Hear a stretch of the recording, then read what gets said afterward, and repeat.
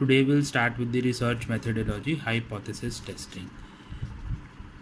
So we have discussed in the initial sessions what do you mean by hypothesis, and what are the level of significance, what is the level of confidence, all that stuff we have discussed. So before doing this hypothesis testing, we must know what do you mean by this hypothesis and the level of significance and level of confidence, etc. So now, before starting, now to analyze the data, we first make the hypothesis, like if there is a difference or if it affects or not affect. It will be all about the statement of the hypothesis.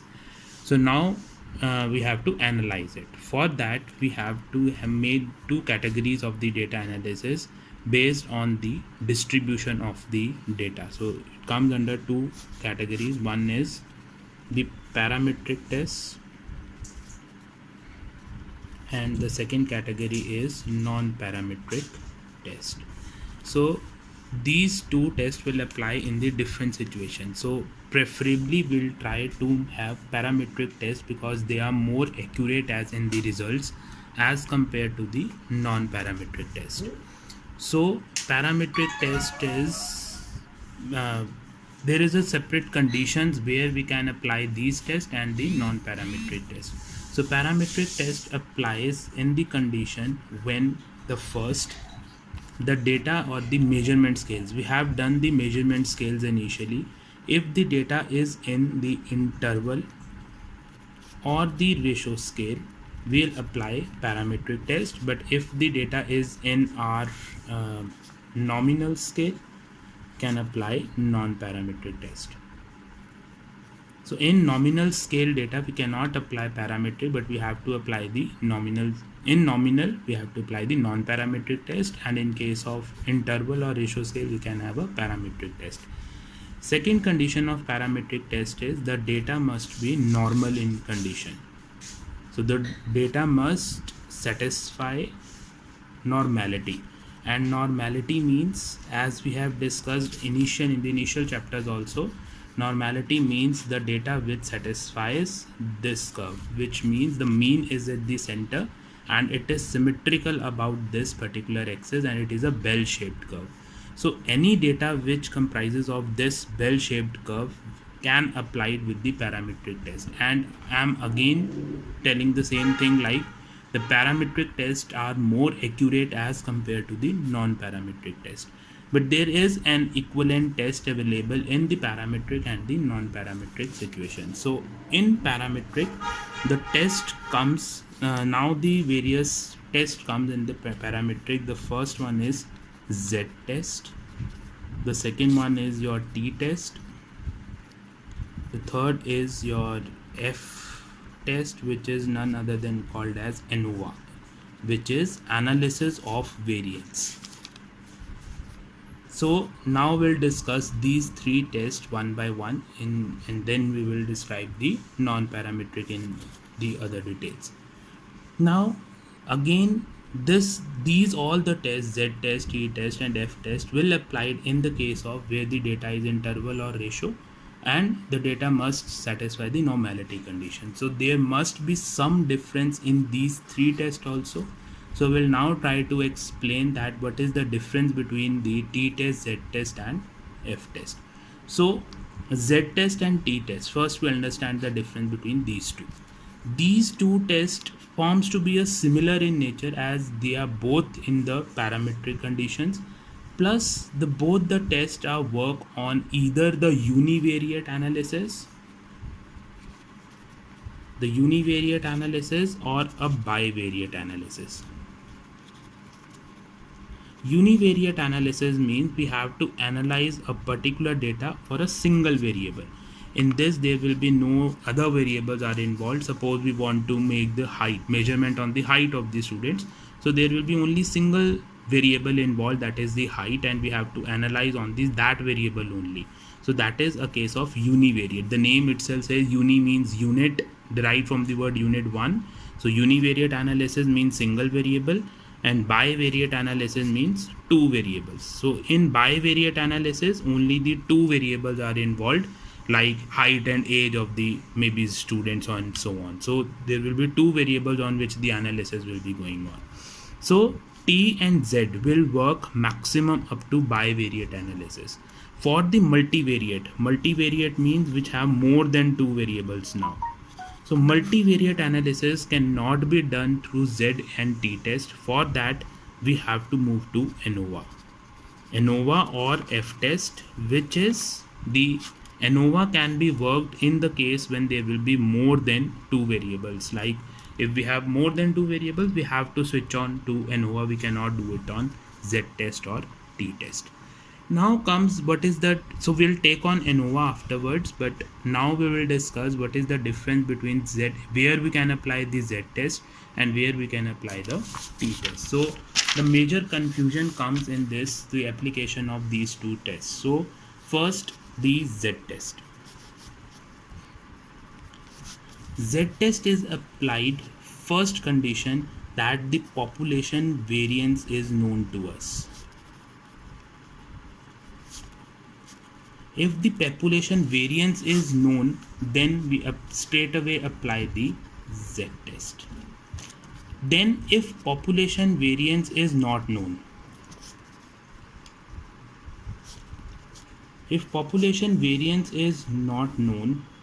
then we have to think of that if Z test or T test is applied.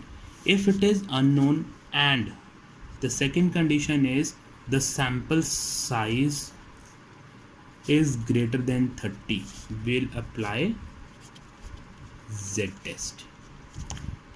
And if it is unknown and sample size is less than 30, we'll apply T test. So that is the condition for T test, that the T test relates to the sample size less than 30, as there is a notion that as we increase the sample size, the data will relate to normality. As we have more data size, the data will approaches to the normality condition, and we can have the Z test in our application. So but if the population is known, we can straight away apply the Z test in that particular case. We don't have to think of whether it is Z or T. But if it is unknown, population variance is unknown, then we have to check the sample size. If it is greater than 30, we'll apply Z test, and if it is less than 30, we have to apply T test. So that is the major difference between the Z test and T test. But remember that both the Z test and T test come under the category of parametric test. They are both in the parametric classification. It is not like the T test is non-parametric. There is a confusion like the T test is in non-parametric and Z test is a parametric, but it's not. Both are under the parametric test conditions. Now the thing is, we have a classification of these tests in case of the bivariate analysis. So bivariate in the situation analysis like the Z test, we have four cases. The first is the comparison of population mean.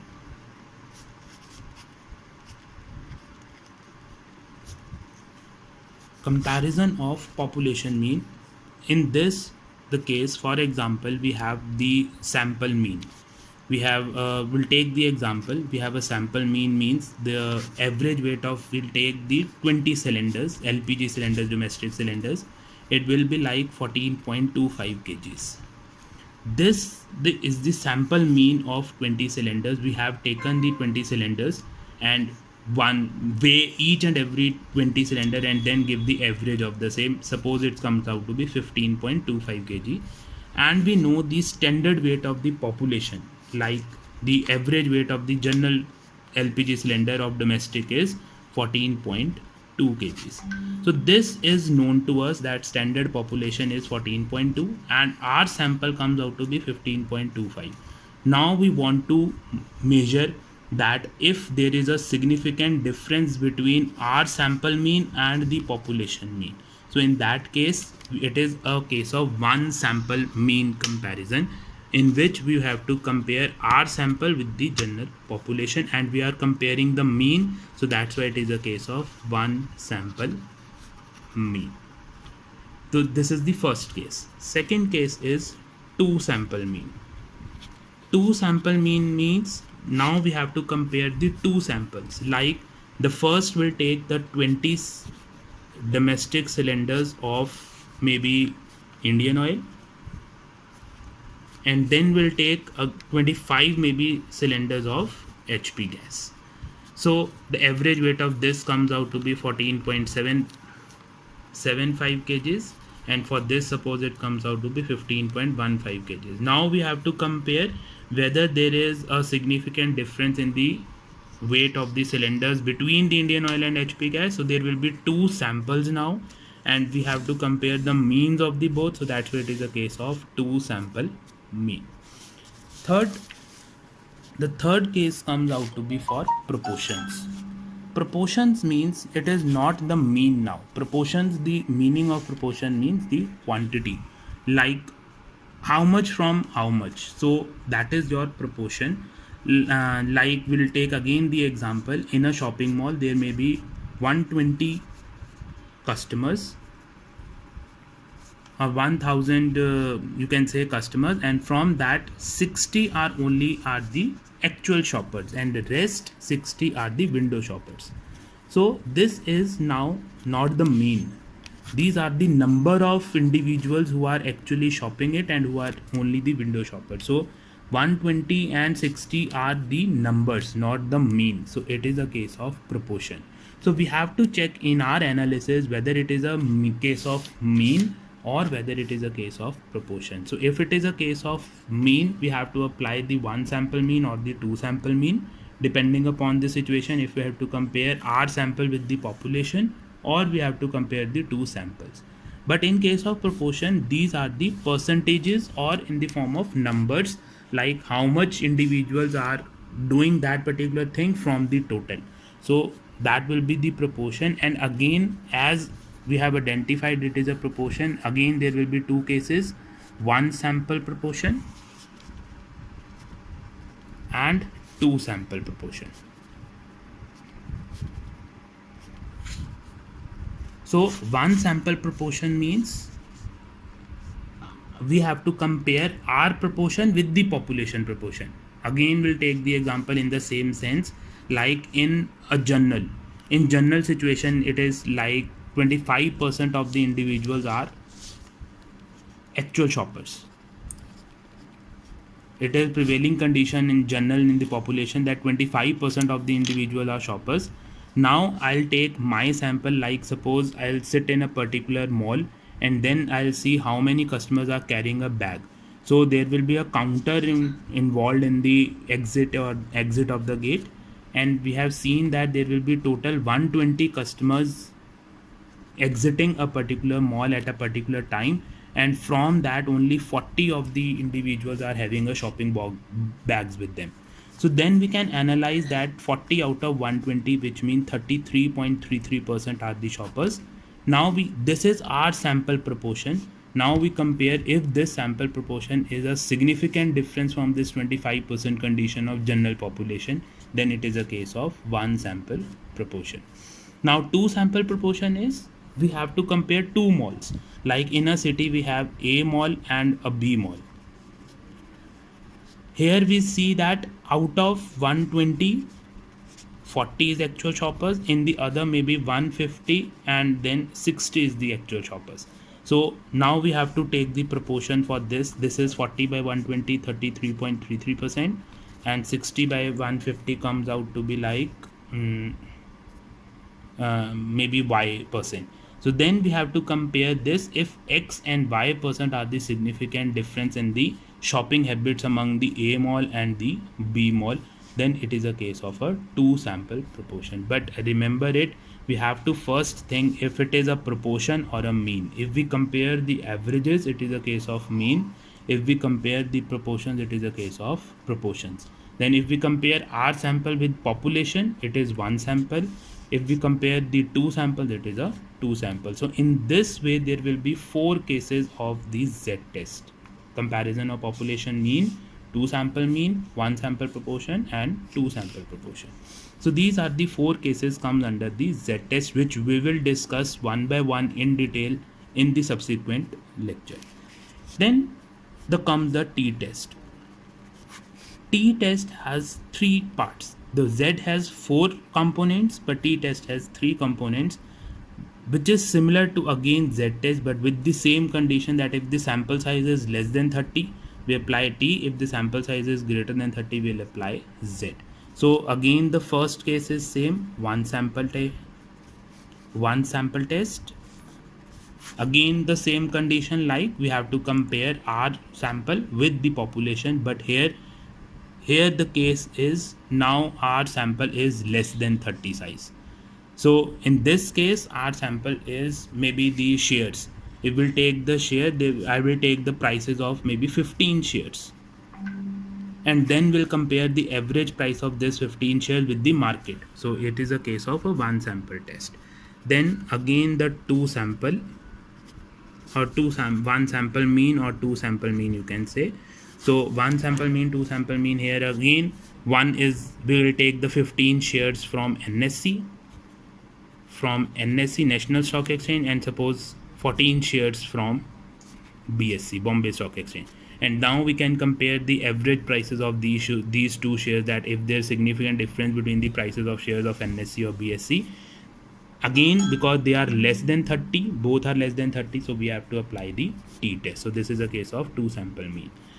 Now, in case of t-test, there will be no case of proportion. Why? If we think of that this particular situation, that why in the t-test there will be no case of proportion. Proportion is, I am already saying that proportion means the quantity of a person from the total. In case of t-test, we are saying the sample size is less than 30. If the sample size is less than 30, there is no meaning to calculate the proportion, because 30 is not a big number to calculate the proportions data. So for that reason, the t-test does not have these proportions in the test, in the classification. But the third classification in t-test, that comes out to be as paired t-test. Paired t-test has a meaning. Paired t-test means it is a pre and post effect with the same sample. The condition is with the same sample. Like in the two sample mean, it is 15 shares from NSE, 14 from BSE. They are two different samples. But in case of paired t-test, it is the same sample before and after. For example, before teaching, the same set of 20 students will be taken. The IQ marks or the marks of the student will be taken pre-test for that 20 students. This will be suppose X, the average is mean is comes out to be X bar, and then giving the teaching to the students, and after teaching we're giving the next test to the same 20. The condition is the same 20 students will be there. The student must not be changed. It comes out to be Y bar. Now we want to identify if the mean Y bar is performance of the student, the average marks of the students after test increase due to the teaching or not. Then we have to calculate it by paired t-test, and the condition again the same is the same 20. The condition here, it is the why we will consider it separate, because we have to control the variables. Now in this particular case we can make the same sample, because if we are doing the test when these 20 students are separate and these 20 are separate, maybe the IQ of the student will be higher. So the average marks of Y is more because of the more IQ, not because of the teaching of the teacher. So but if we keep the sample same, the IQ of these 20 and the after 20 will be the same, so the effect of IQ will get nullified, and X bar and Y bar will give only the effect of performance of the teaching, not the IQ or the other factors which is involved in that. So the paired t-test has a condition that the sample size must be to the same set of individuals, which is pre-test and the post-test. So that is a paired t-test, the third classification under the t-test. So these are the three cases under the t-test. So now we will discuss the various steps involved in the hypothesis testing. So these are the various steps in the hypothesis testing, whether it is a t test, whether it is z test, whether it is a f test, or a chi-square test. We will discuss the chi-square test also. We will discuss it in detail also in the subsequent chapter. But whatever the test is, these are the steps which I am now telling. These are the standard steps to follow in each of the test. But the difference comes in the calculation part, but the steps will remain the same. So the step 1. Before applying any test, the step 1 is formulation of hypothesis. We have to formulate the hypothesis. So formulation of hypothesis, which means the formulation of H naught and HA. H naught we already explained that it is null hypothesis, and HA is alternate hypothesis. So any test to apply, the first step to make is to formulate the hypothesis according to the question, what is the null hypothesis and what is the alternate hypothesis. Null hypothesis itself means that there is no difference between the things, and alternate means there is a difference. So that is the step 1. Then comes step 2, which is deciding of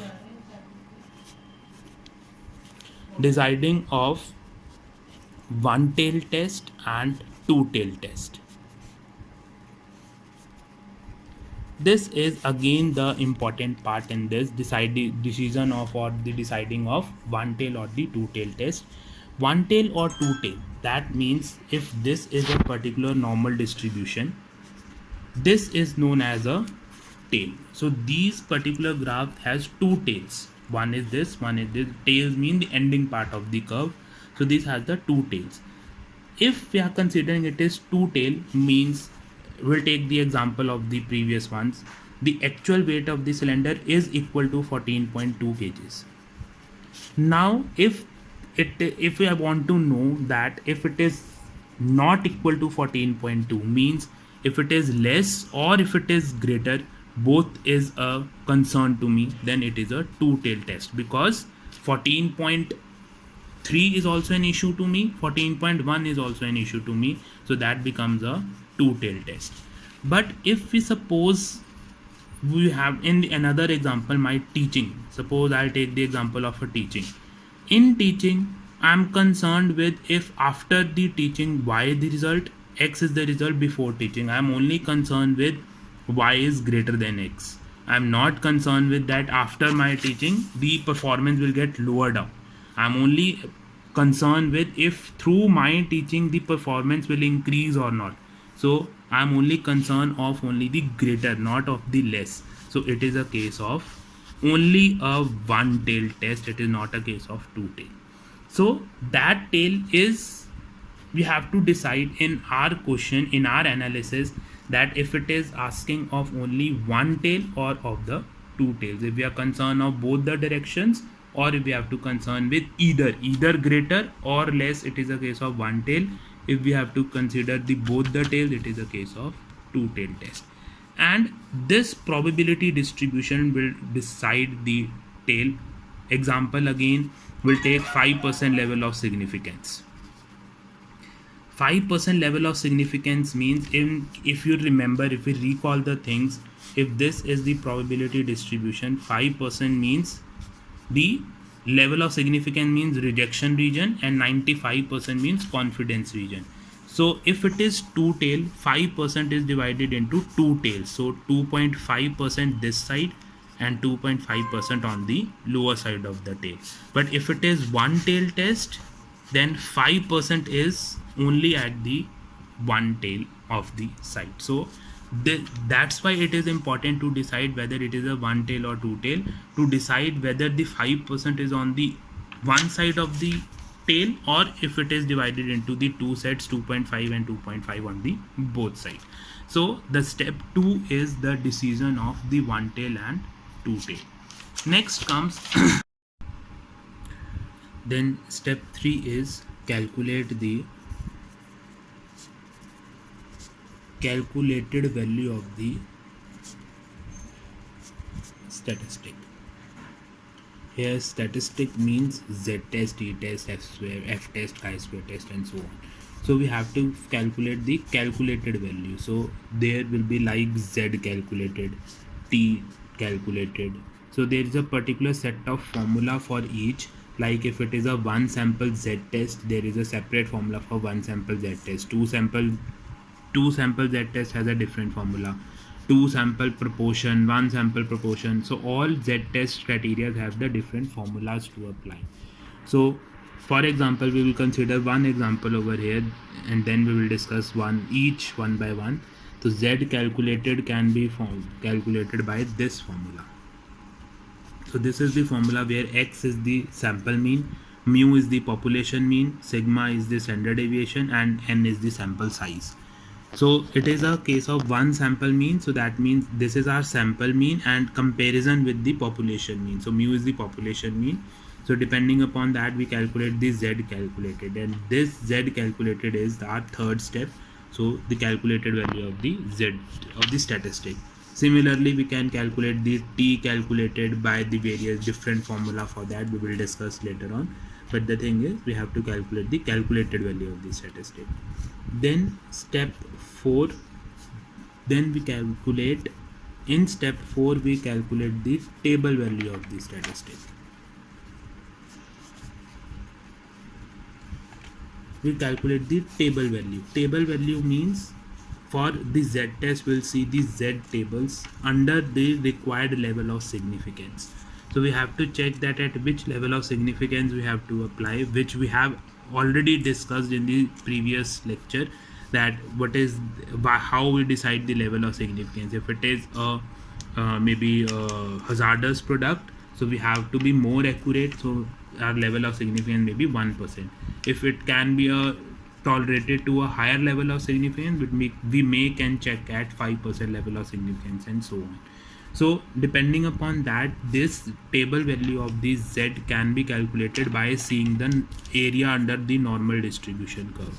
So there will be a separate tables for Z, again the separate table for T, separate table for chi-square, and so on. So these tables are available with us, and we'll check the values at a particular level of significance under Z, T or chi-square to form our table value. So fourth step will compare, like we have to calculate the table value of the statistic by seeing the respective tables of Z, T, chi-square, and whatever the statistic may be. And it depends upon the level of significance which we have decided on that particular case to analyze our results. So that is your step 4.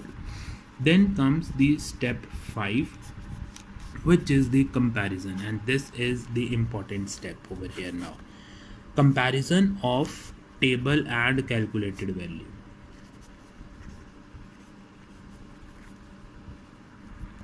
So comparison of the table and calculated value, this means that if the statistic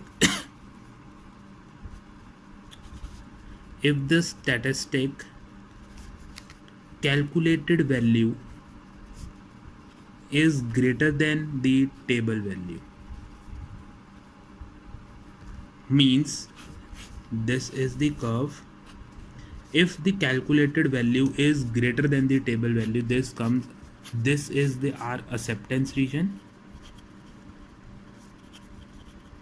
and this is our rejection region, as we have discussed. So if it is a two-tailed test, there will be rejection on both sides and acceptance on the middle. So if it is calculated value is greater than the table value, that means it will come under the rejection part. So that means if statistic calculated is greater than table, will reject the null, and if calculated is less than table, will accept the null hypothesis. So that is the significance in which we have done our analysis. We first calculate the calculated value and the table value. If calculated value is greater than table, we'll reject the null hypothesis, and if the calculated value is less than the table value, we accept the null hypothesis. So next is step 6, which is the interpretation. So interpretation means depending upon the thing, like in this step 5, if we accept the null hypothesis, so depending upon that we have to interpret that. If the null hypothesis is accepted, that means there is a no difference, and we have to interpret it in the language. So this will give the analytical result, and in this step 6 we have to give the language result to the same, like we have to interpret it, like if it is the acceptance then what will it mean, and if it is rejection that what does it mean. So these are the 6 steps which remains common for each and every hypothesis testing. So these are the hypothesis testing steps, and this will remain common for any Z test, T test, chi-square, F test, and so on. So that we will discuss today, and then in the subsequent chapters, in the subsequent lectures, we can have this one by one discussion on Z, T, and chi-square. So that we will be discussed in the subsequent series.